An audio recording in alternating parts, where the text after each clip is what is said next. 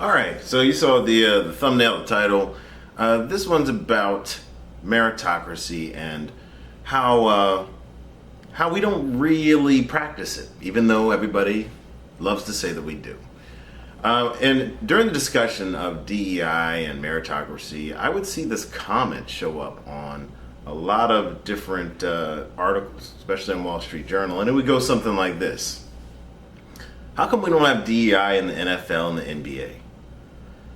And I've seen this comment over the years a number of times, and it drives me a little bit crazy, I'll admit, because it is such a gruesome distortion of meritocracy. The NFL and the NBA, they hire people using the draft. It's a very public, very large spectacle. In fact, there's a lead up to it where everyone, hundreds, possibly thousands of people discuss, who's going to go first, who's going to go second, and it's all based on their performance, usually in the NCAA, supplemented in the NFL by their performance in the NFL Combine. And of course, that's just to get them on the teams. They're free to be cut at any time if they don't if they don't perform, they can get cut. But ultimately, the NFL and the NBA are filled with black men who are hired by very rich, very powerful white men who selected them so that they could get richer. And it's based purely off of the merit, which they have proven in front of the whole world.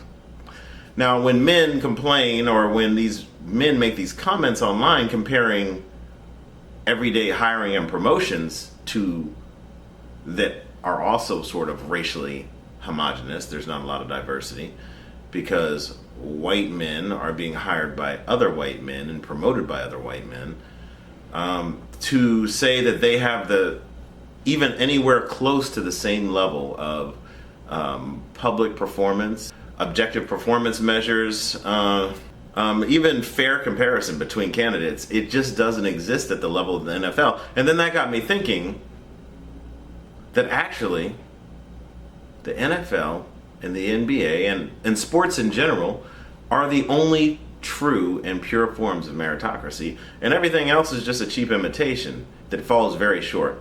And I thought that if we look at true sports, we can see just how far we are from a true meritocracy. So with that said,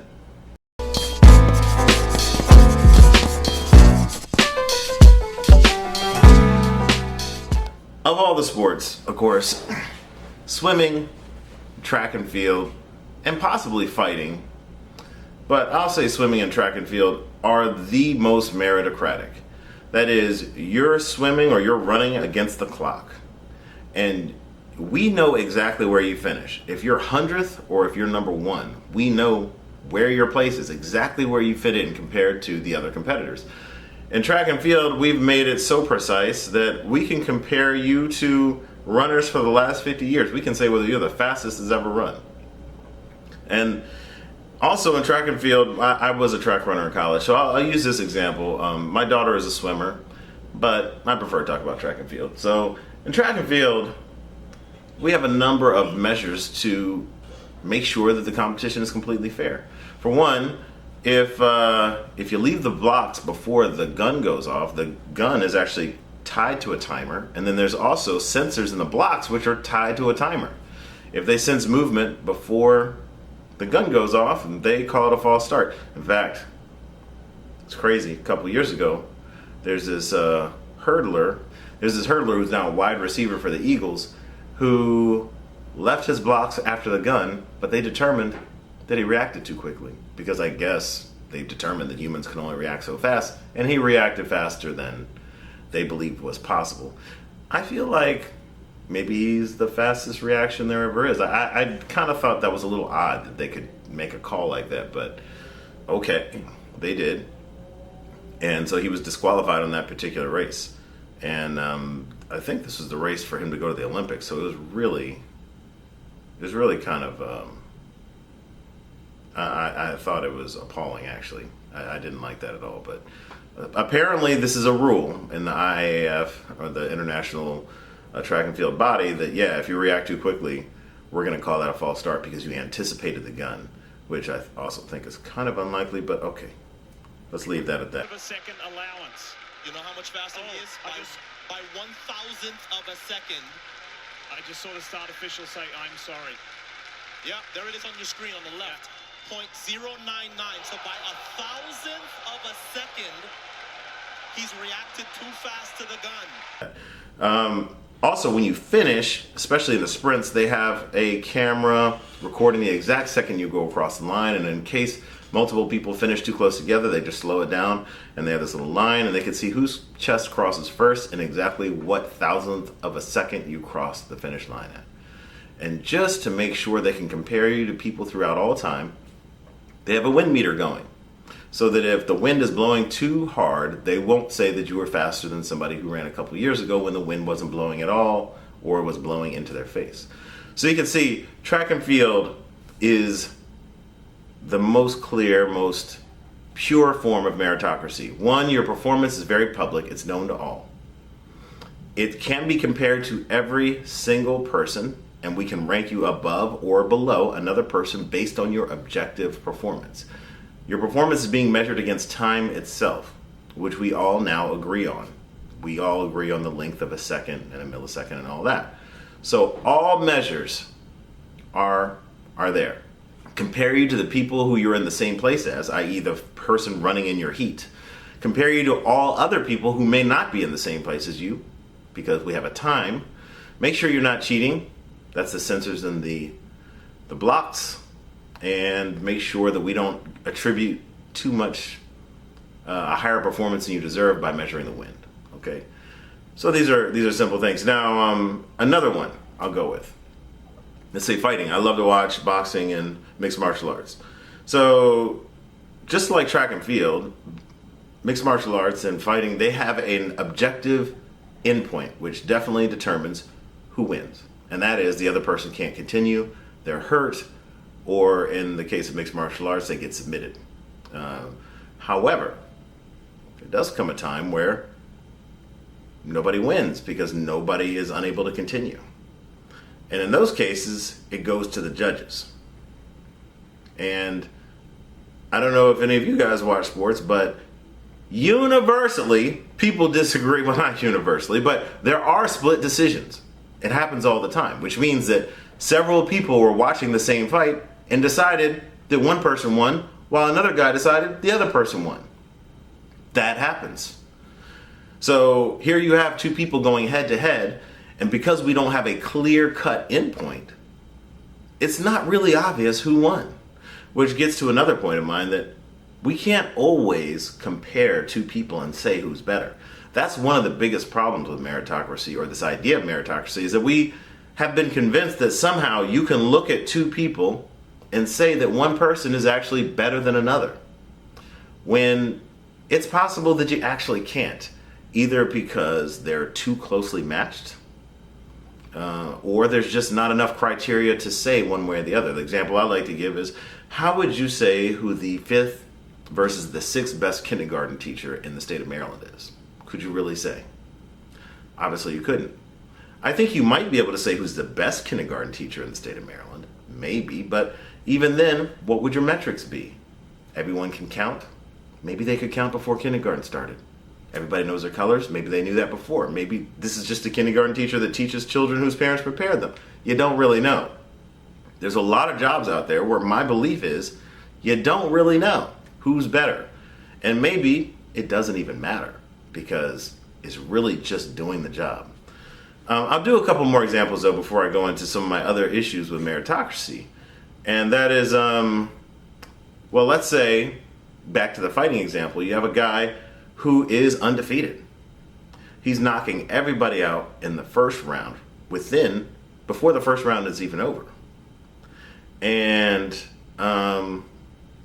he's done it 20 times. And it turns out, when the rankings come out, nobody ranks this guy anywhere near the top 100 in the world. What's up with that? Well, it turns out he's only fought people who've never fought before. Every single person he fought had a record of 0-0. Which that gets to the point of, it kind of depends who you're being compared to. Because an outcome, a finishing point like actually ending another person's night, does sort of rely on the skill of the other person. Another example would be a football player who gets more yards than any other football player in the history of college. He's going more than 1,000 yards per game. Not 1,000 yards per game, sorry.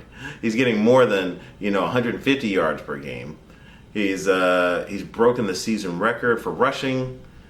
He's broken the season record for touchdowns. This guy is an absolute unit on paper, but it turns out he doesn't even get mentioned in the NFL draft. Why? Well, because he's actually a Division III football player, and he's only playing against teams that don't even have a full squad. And see, once again, there are different things you can do where the outcome 100% depends on who you're competing with and who you're being compared to. And that by itself makes the meritocracy sort of slippery slope like it just doesn't quite mean what people think it means. All right, so when you consider all these different examples I've given, this would be sort of like this football example might be like a guy with a sales job. And this individual is selling, 2 times more than anyone else. He's doing a great job. He's got higher volume. And sales guys, a lot of times, it's just based on how much revenue did you bring in. Well, it turns out this guy just fell in on the company's oldest account. It was not only the company's oldest account, it was the company's biggest account. And those sales don't have much to do with his ability, because that company was going to buy whatever regardless. Versus there's another guy who just got here who managed to get 5 new accounts, which are all small, but his ability to get those accounts and get sales from nothing probably means a lot more than this other guy's ability to sell whatever. So that just goes to show you that sometimes we might measure someone's performance, but we're not really looking at the right metrics. And therefore, what are we even calling merit? Right? So this is sort of my issue with the idea of meritocracy. Not that it's not important, but just that we are so far from it oftentimes that of course, this is my frustration with being an Army officer and with being a doctor. For instance, everybody says, oh yeah, we're promoting based on merit. Well, when you have an Army officer, you're usually basing their ability to interact with the commander, their ability to inspire their subordinates. Well, the problem with that is your reports, your performance reports, are written by one man, sometimes 2 men, about your performance over an entire 12-month period, over a wide range of activities, and it's just writing.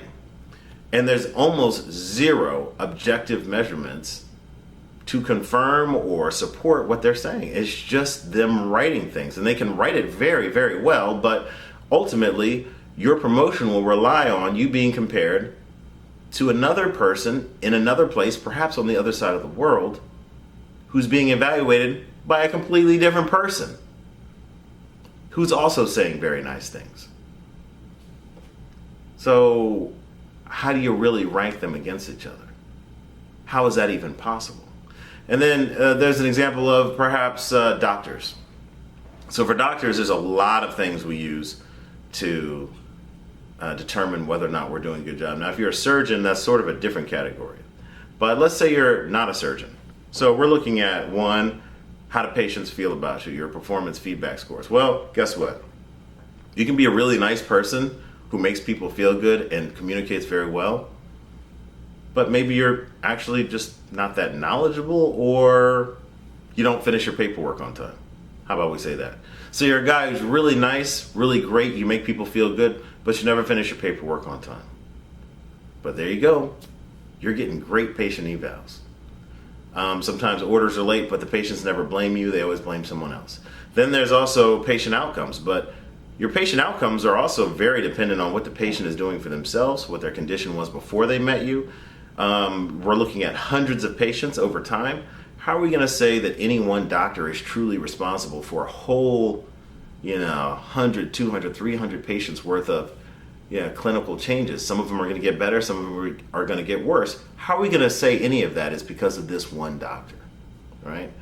Then we can say, oh, well, your notes completed on time. Well, you can finish your notes on time every time and just write notes that aren't that informative. And who's going to figure that out exactly? Or you can write great notes and be a little late. Which one is better? No one really knows, right? So you can see what I'm saying is that there's so many points of comparison. And who is the judge actually of your performance? Like I said, in the case of a fight, there's usually 3 to 5 judges looking from different angles. There's a ref making sure the rules are enforced. But a lot of times in the professional world, there's just your boss. And he's fighting his own battles.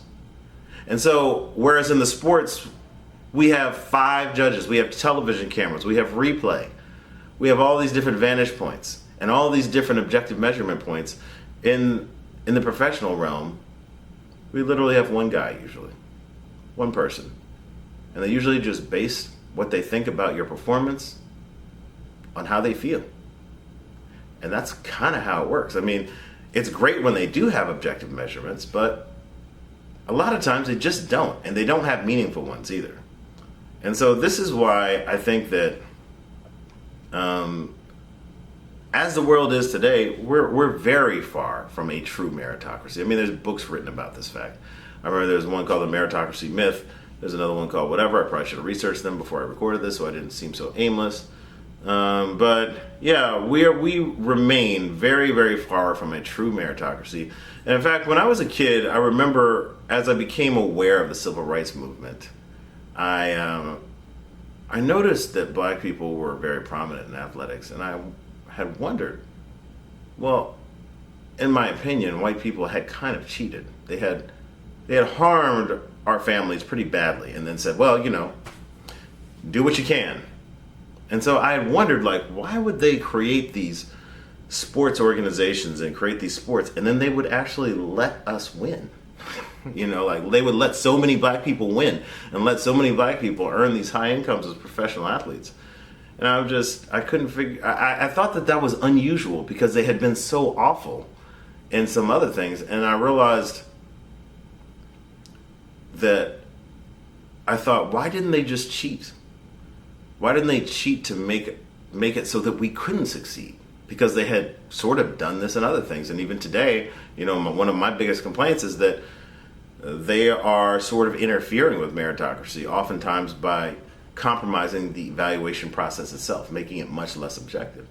But anyway, over the years as I've grown up, I've realized that the reason why they didn't cheat is because they seem to be okay with cheating in quiet, as long as it's hidden. But when it's public and everyone can see and the cameras are on, they seem to want to be at their best behavior. I think a big part of improving meritocracy would be to make more performance measures known and make more of them public. If everyone knows where everyone stands, I think it's harder for sort of the dishonest things that happen to happen. I'm not sure, I don't have the power to change that. But if you are in a position or if you are in a job where you feel kind of vulnerable because there's not a lot of criteria that can establish that you're good or not. And that sort of brings me to another point, actually. I might strike that last part. A lot of jobs, like for instance a doctor, your job is to make people better. Your job is to treat disease. If you got 100% of patients better, people wouldn't think you're a rock star. They would say, well, that was your job. That's kind of the odd thing. Even if you're a jet pilot and you land every single plane that you fly, nobody's going to pat you on the back. Yeah, you're supposed to land, bro. You're a pilot. What, you're going to crash like, 1 out of every 100, 1 out of every 1,000? Like, we don't expect you to crash. As a doctor, we expect you to make people better. As a teacher, we expect you to make children smarter. Every single job, the expectation is that you will do what the job is. So it seems like a lot of times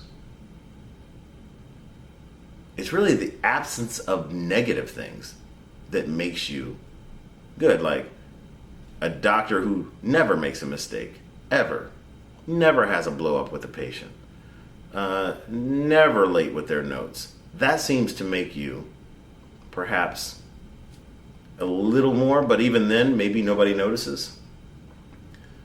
But yeah, I mean, when you really consider, or even a police officer's job is to arrest criminals, protect people when possible, and generally go around and keep order.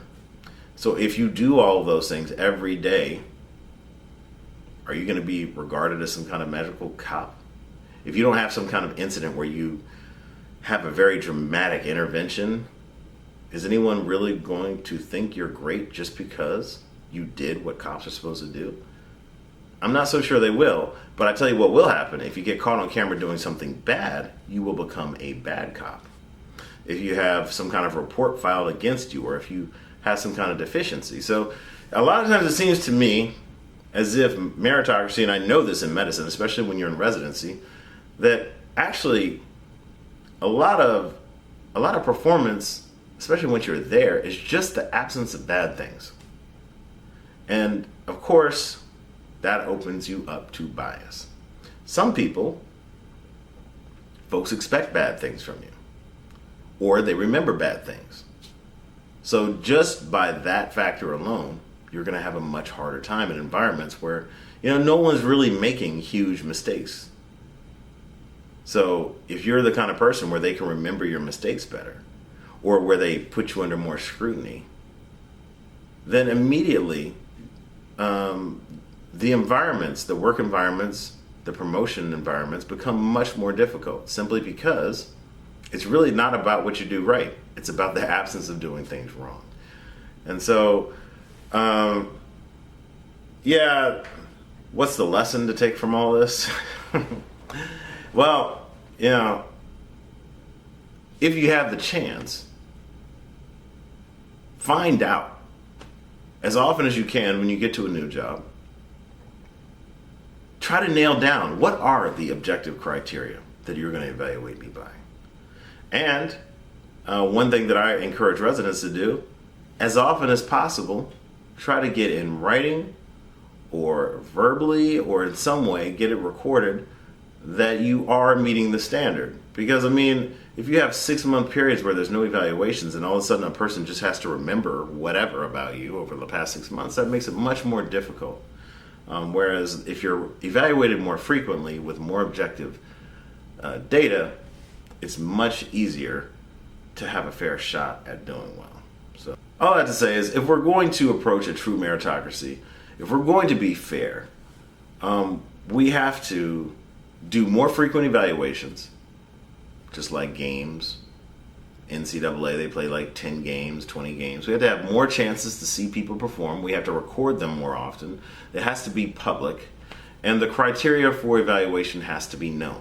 And if all those things aren't present, well, we're not really in a meritocracy, are we? We're just judging people off feelings and appearances. All right, so that's it for me. Thanks. I'll see you next time.